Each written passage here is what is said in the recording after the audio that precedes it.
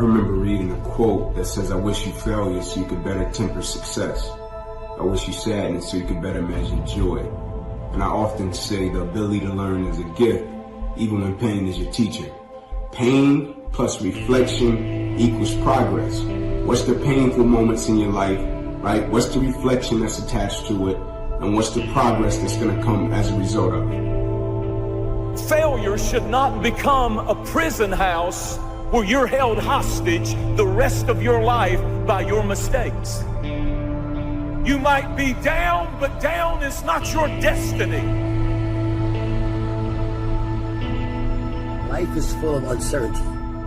So if you live this life like you have a whole bunch of second tries and opportunities, you're not going to get the most out of it. You got to live each and every single day like tomorrow's not guaranteed, because I promise you it's not. Everything starts in the thoughts you think. You are no better than the thoughts you think. If you think little, you go little. If you think weak, you go weak. If you think up, you go up. One thought. Slap yourself in the head. One thought. That's how close you are. I hear so many people talk about the things that they want in life, but not what they're willing to do to get those things. There's not going to be any handouts. You're going to have to sacrifice something in order for you to get everything. Everything you deserve. Not what you want, but what you deserve. If you're not willing to put in the time, the effort, and the work, why on earth do you think you deserve anything? I tell you all the time that if you can see the invisible, you can do the impossible. I said if you can see the invisible, you can do the impossible. If you can see it, if you can get a vision, the Bible says without a vision, people perish. That's why you had to get a new mind. Once you get a new mind, you start building outwardly what you see inwardly. Listen to me. Most people give up when they're tired, but a disciplined person gives up when they're done. Discipline is the bridge between your goals and your outcomes. Either suffer the price of discipline or suffer the price of regret.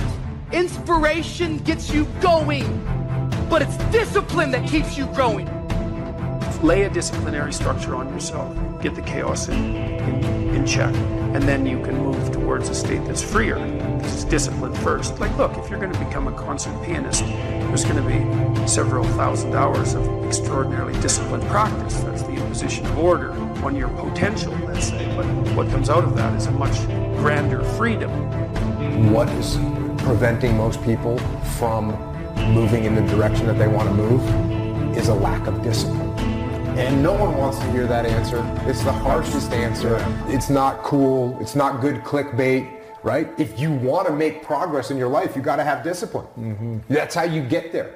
Discipline is the root of all good qualities. Where there is no vision, the people perish. So the key to your life is finding a vision that imposes discipline on you. Now, one thing I want to straighten out, big time. Discipline is not punishment. It's not.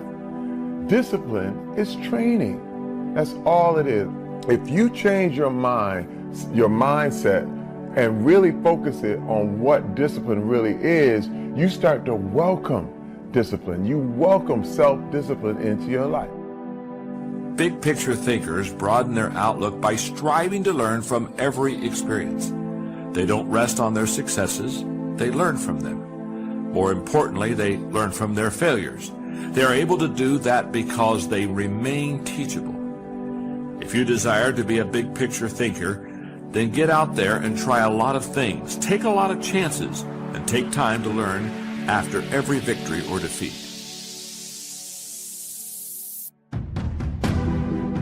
When you think about growing, the opportunity for growth, man, is limitless. Every single day, you got all of us in the world that are dealing with a similar situation, but people are responding differently. It's like the quote that says, we all got problems, but what makes us different is how we solve them, right? Everybody is faced with different situations, but what makes them different is how they solve them. And so for me, man, the greatest thing that's happened as a result of this pandemic is every single day I wake up and I'm intentional about my growth. I'm intentional about it. Don't sell yourself short. Do not sell yourself short, because I know a lot of times we look for people to blame. We look for excuses as to why we're not where we want to be, when the answer is right there in front of us. Whenever you're in doubt, look yourself in the mirror and have that conversation with yourself. 9 out of 10 times, you already know what you have to do. You know what work you have to put in. But are you willing to do it? It's easy to go around thinking that the obstacle is too big, we'll never get well, this virus is going to get the best of us. We wonder why we don't have any strength, why we can't get ahead. It's because our thoughts are limiting us. We draw in what we constantly think about. You can't think defeat and have victory. You can't think weakness and have strength. Your life is going to follow your thoughts. Instead of thinking these weak, defeated, not able to thoughts, you need to think power thoughts. This sickness is no match for me. This virus can't stop my destiny. This trouble at work is not how my story ends. Victory starts in our mind. Success, breakthroughs, new levels depends on our thinking. Be careful what you think, because your thoughts run your life. Here's the clue. Make rest a necessity, not an objective. The objective of life is not to rest. The objective of life is to act. Think of more disciplines. Think of more ways and means in which to use your own wisdom and your own philosophy, and use your own attitude, your own faith, your own courage, your own commitment, your own desires, your own excitement. Invest it in discipline so that it's not wasted. The smallest of discipline. Thereby transform your life. Join the 5%, join the 10%, join the 3%. If you don't do that, if you get up and you just have no discipline whatsoever, you get no value of anything. Diets don't work when you don't do them. Exercise doesn't work when you don't do them. But most of the people have some experiences that they want to shift. And once you shift those things, your whole life changes. But life is constant growth. My life isn't here because I went to one seminar one time and now my life is fit for life. I work out, I train my mind, I train my body, and it becomes a lifestyle. I had been working my whole life. And what I didn't understand, by being determined to chase something, by being committed to it, and what commitment is staying true to what you said you were going to do long after the mood that you have set it in has left. You see, people think commitment is saying, yes, I'll do it on the days when it feels good. But I have been committed to everything that I ever started in my life, and I never stopped and I never quit it. And so by being committed to everything that I started, I finished it. It built a certain type of spirit. It built a certain type of mentality. It built a certain type of individual. And so now I couldn't quit even if I wanted to. I couldn't lay in the bed even if I wanted to. I couldn't stop even if I wanted to. I had too much sweat equity in my life and everything that I was doing. I want you to be terrified of sitting on your ass and doing nothing. That is what I want you to be afraid of waking up in 6 days or 6 weeks or 6 years or 60 years and being no closer to your goal. You've made no progress. That is the horror. That is the nightmare. That is what you need to be truly afraid of. The masses will use their time being a spectator. We have been conditioned and programmed to be spectators, to watch people live their dreams. You want to use your time living the kind of life that people watch you. You want to use your time perfecting your skill and your passion to stand out as an expert. I'd rather be an overachiever than be average. I'd rather fail than live a mediocre life. I deserve more than that. You deserve more than that. But are you willing to take the steps that it takes to get there? Ask yourself, are you truly hungry?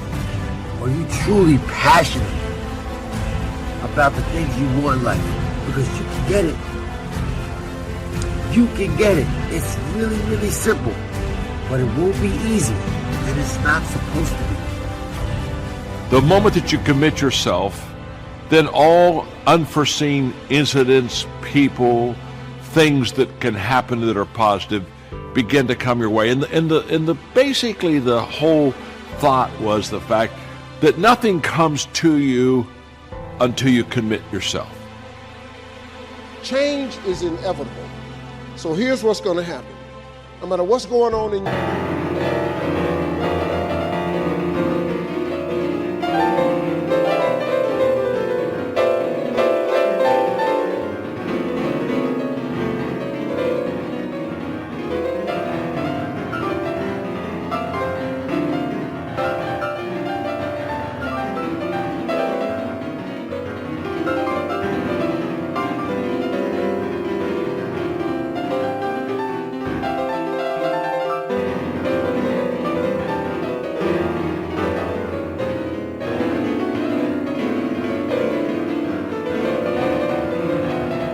life is not permanent.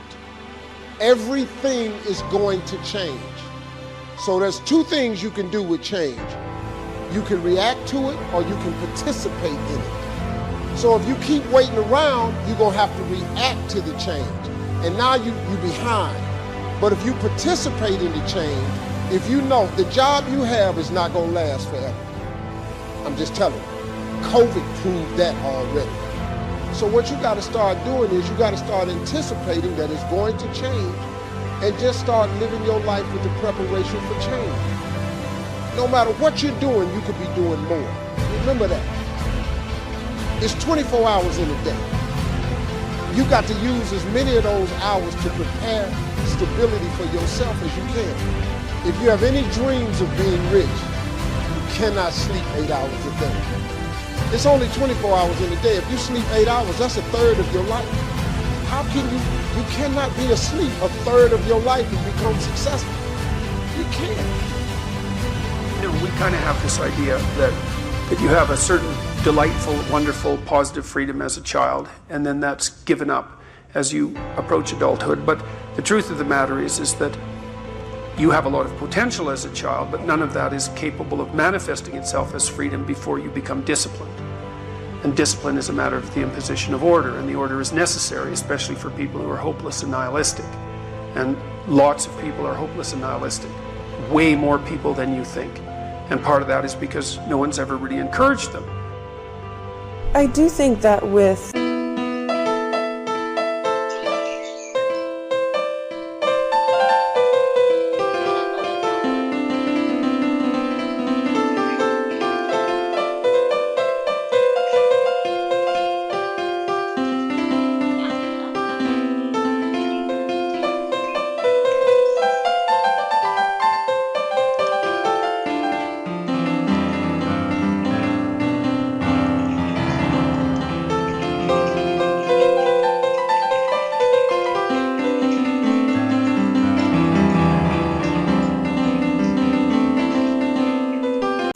it's not just in sport, but with other things.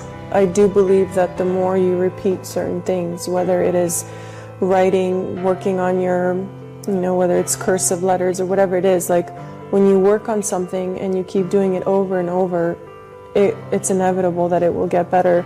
And by that, you're creating this feeling of repetition, which leads to discipline. Like, you can do it over and over again. I've had in my career probably a total of over 200 pitch meetings to pitch ideas in Hollywood. Out of those 200, they have picked 5 of them. 200 show ideas, they've picked 5 of them. But you know what them 5 was? Hits. In 33 years, 5 ideas got picked. All I need is 5 hits. That's all. To be productive, to make an impact, to create a presence. That's why we're here. To work. To leave our mark. And so do an evaluation of yourself. Ask yourself, if you look at 24 hours, how much time do you spend developing your mind? How much time do you spend learning a new skill? The economy has changed. 47 million jobs will be lost to artificial intelligence. Majority of money being made on the planet is being made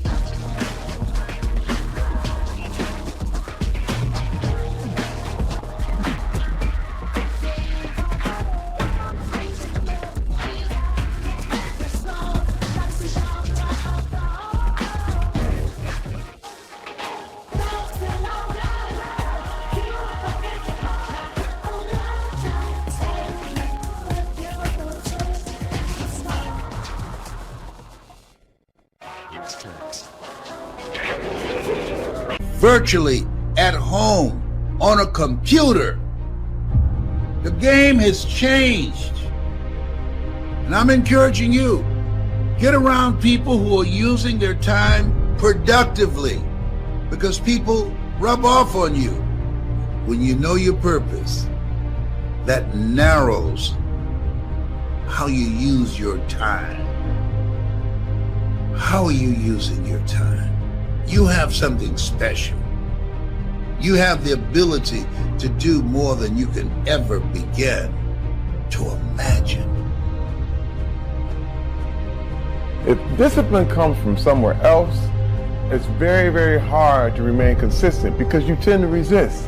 It's wild because I see trainers and they're in the gym with people and the guy or girl that they're working out hates their workout, hates it because the discipline is coming from somewhere else. It's something that you dread every time you go in. You don't really want to do it. It's like, but oh no, my trainer's here. He's about to, beat me up and make me feel crazy.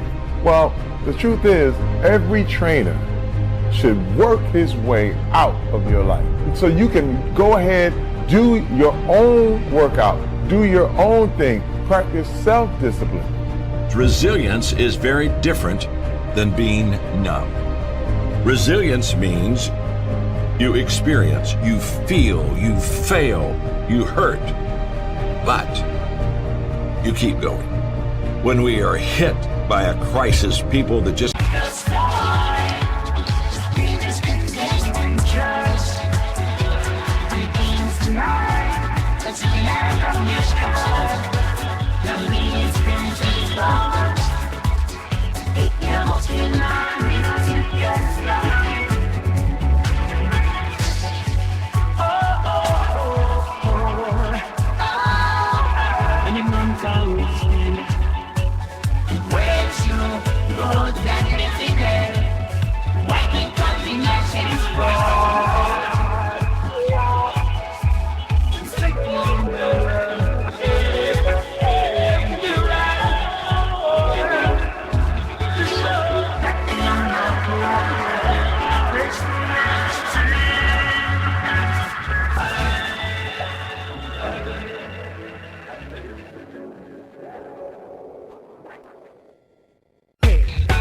kind of go numb, which basically means that I feel nothing, I'm not learning, I'm kind of like not even living, and that makes us a victim. When we go through the crisis, we don't go for numbness, we go for resilience, and resilience is alive, it is learning, and what happens is resilience makes us victorious. It's that resilience and remembering that you put in your heart, you store it in your heart. So the next time you have an obstacle, a difficulty, an adversity in your life, that resilience remembers. Don't allow the crisis to numb you. Be alive, learn, feel, fail, learn. That's what it's all about if you want to make this difficult time a good time. Motivation doesn't get anything done. Motivation gets you going. Discipline, commitment, strong habits is what gets things done. Motivation is just a feeling. Grounded action is what gets things done.